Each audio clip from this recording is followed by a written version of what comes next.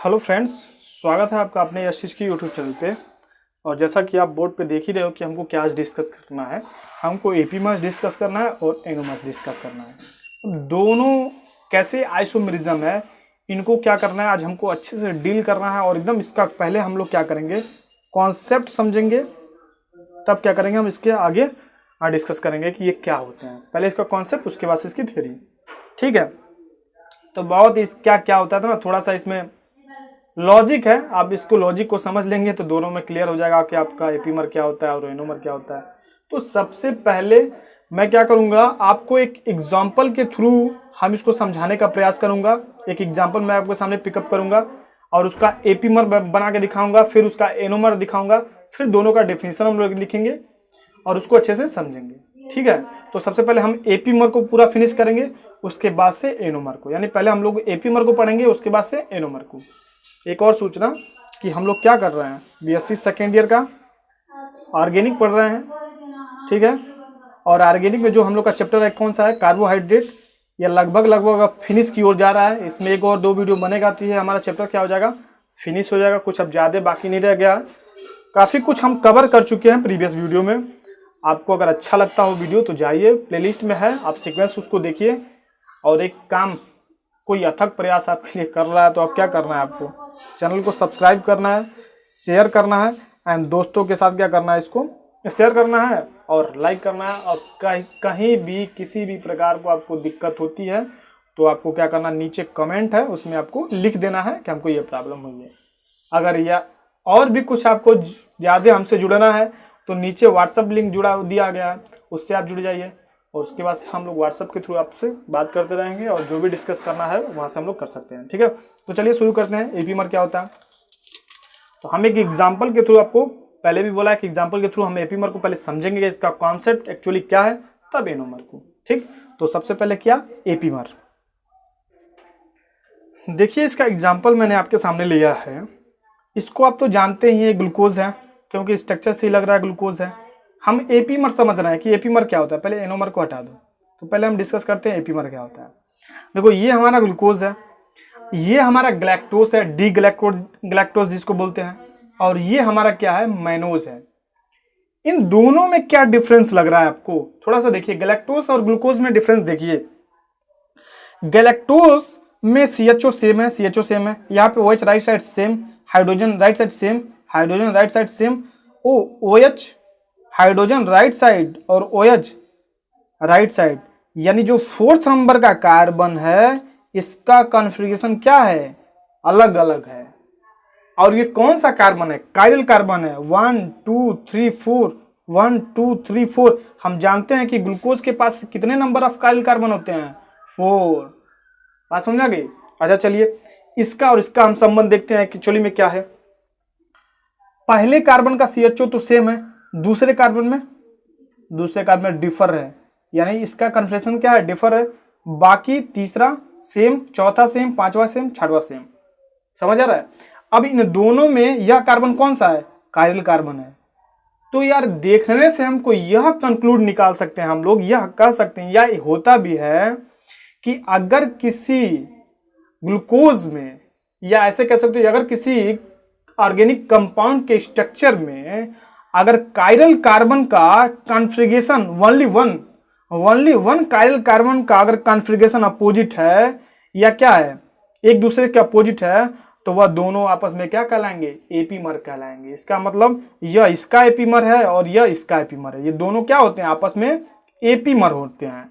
तो यहां से यह कंक्लूड निकल के आया कि अगर किसी ऑर्गेनिक कंपाउंड में अगर उसके कायरल कार्बन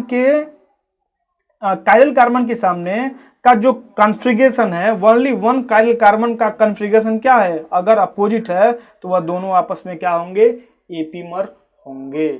चाहे वो कार्बन कोई सा भी हो, कायरल होना चाहिए। ये दूसरा, तीसरा, चौथा, पांचवा कोई भी उठा लो, क्या होना चाहिए, कायरल होना चाहिए।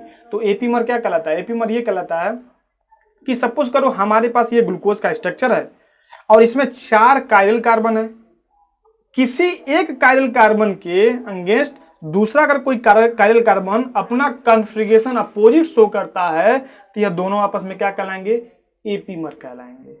यह दोनों आपस में क्या है, एपीमर है। क्यों?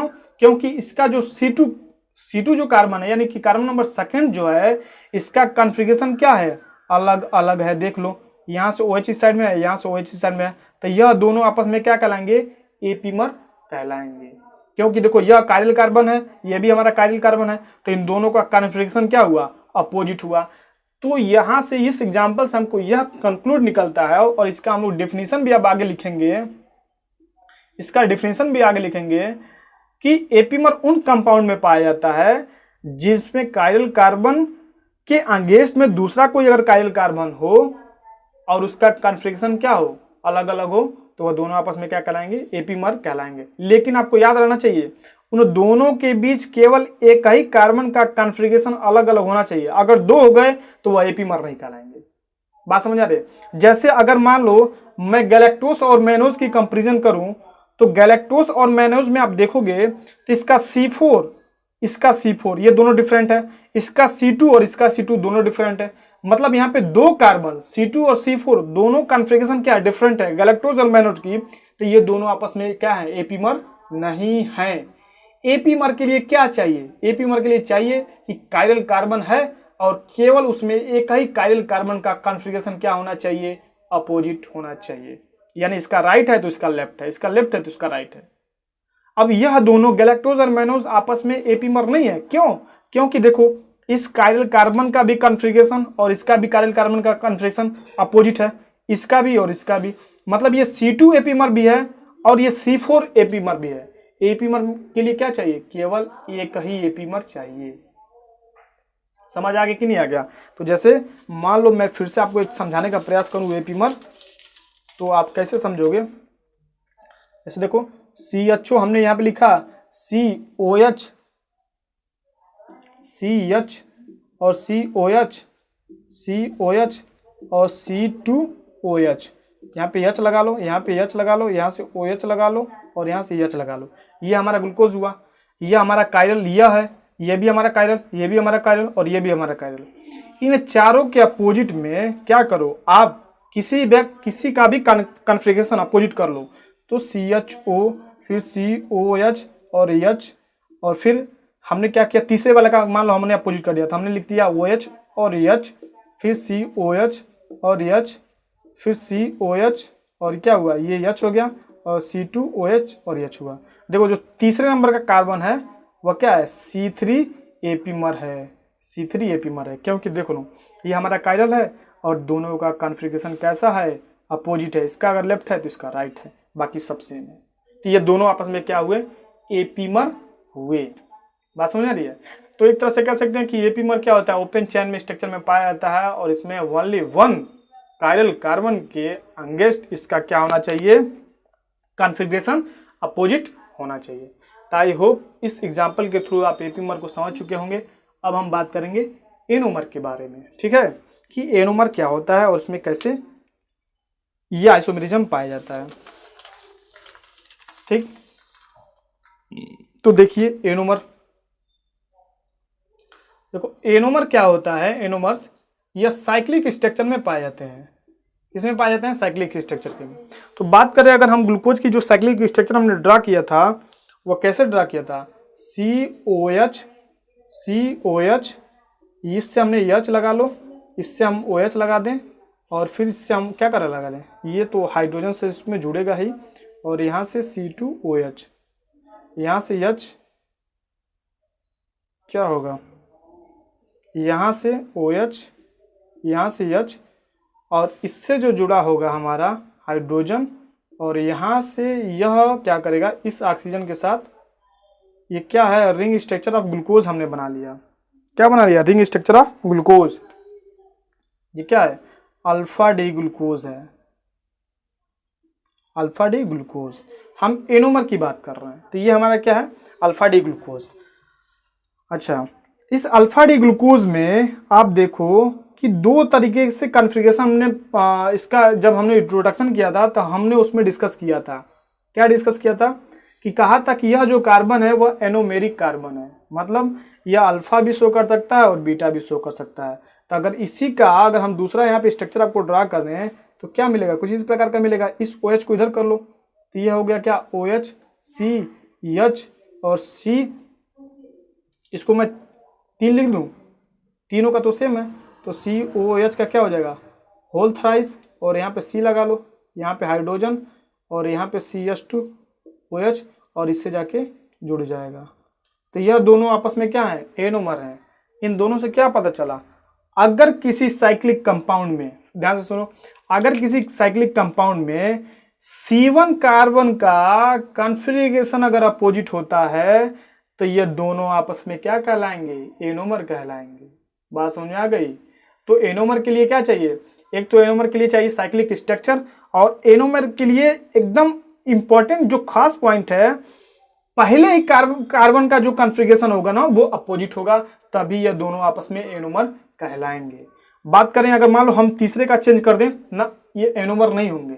बात समझ आ रही है ना। एनोमर के लिए क्या चाहिए, साइक्लिक चाहिए, और उसका जो कॉन्फ़िगरेशन पहला कार्बन, जो फर्स्ट कार्बन है उसका जो कॉन्फ़िगरेशन है वह क्या होना चाहिए, अपोजिट होना चाहिए। अगर इसका OH राइट में है तो इसका OH कैसा है, लेफ्ट में है। तो ये दोनों OH में क्या हो सकते हैं, आपस में एनोमेरिक हो सकते हैं। और हमने डिस्कस भी किया था इंट्रोडक्शन ऑफ ग्लूकोज में कि यह जो कार्बन होता है वो क्या होता है, एनोमेरिक होता है। क्यों, क्योंकि इस कार्बन के कारण ही इसके दो कॉन्फ़िगरेशन हमको मिलते हैं, एक अल्फा डी ग्लूकोज और दूसरा बीटा डी ग्लूकोज। ये कौन सा है हमारा, बीटा डी ग्लूकोज है, ये हमारा क्या है, अल्फा डी ग्लूकोज है। ठीक है, तो आप समझ चुके होंगे कि एनोमर और एपीमर में क्या अंतर होता है। एपीमर क्या होता है, एपीमर किसी भी काइरल कार्बन के अलांग अगर उसका कॉन्फ़िगरेशन अपोजिट है तो वह एपीमर आपस में होंगे, और एनोमर सिर्फ फर्स्ट कार्बन के लिए, किसके लिए, सिर्फ फर्स्ट कार्बन के लिए। तो चलो एक बार और हल्का सा हम लोग डिस्कस कर लेते हैं एपीमर एंड एनोमर। तो देखो एपीमर के लिए क्या चाहिए, स्ट्रेट चेन चाहिए। कैसा चाहिए, स्ट्रेट चेन चाहिए। इसके लिए साइक्लिक चेन चाहिए ना, एनोमर के लिए। एपीमर में किसी भी काइरल कार्बन के अंडर अगर आपका कॉन्फ़िगरेशन जो है राइट और लेफ्ट का, अगर वह डिफरेंट हो गया किसी भी काइरल कार्बन के ऊपर, तो वह दोनों आपस में क्या कहलाएंगे, एपीमर कहलाएंगे। एनोमर के लिए क्या चाहिए, केवल फर्स्ट कार्बन यानी C1 कार्बन के ही क्या होना चाहिए, कॉन्फ़िगरेशन अलग होना चाहिए, तभी यह क्या कहलाएगा, एनोमर कहलाएगा। तो दोनों में अंतर समझ में आ गया। तो एक तरह से कह सकते हैं कि जो एपीमर है वह क्या है, जितने भी एपीमर होंगे वो एनोमर होंगे, बिल्कुल नहीं, लेकिन जितने भी एनोमर होंगे वो एपीमर होंगे। एपीमर तो मान लो क्या बोलते हैं, पहला काइरल कार्बन है तो उस पर भी दिखाएगा, दूसरे पे भी दिखाएगा, तीसरे पे भी दिखाएगा, चौथे पे भी दिखाएगा, बट एनोमर केवल पहले कार्बन पे दिखाएगा। ठीक, तो दोनों में आपको अंतर समझ में हो गया होगा, एकदम क्लियर हो गया होगा कि एपीमर क्या होता है और एनोमर क्या होता है। ठीक है, हमने एग्जाम्पल के थ्रू भी इसको अच्छे से समझा कि दोनों में अंतर क्या होता है। अब इसका आपको थियरी का नोट्स मिलेगा, क्या मिलेगा, इसका थियरी का नोट्स मिलेगा।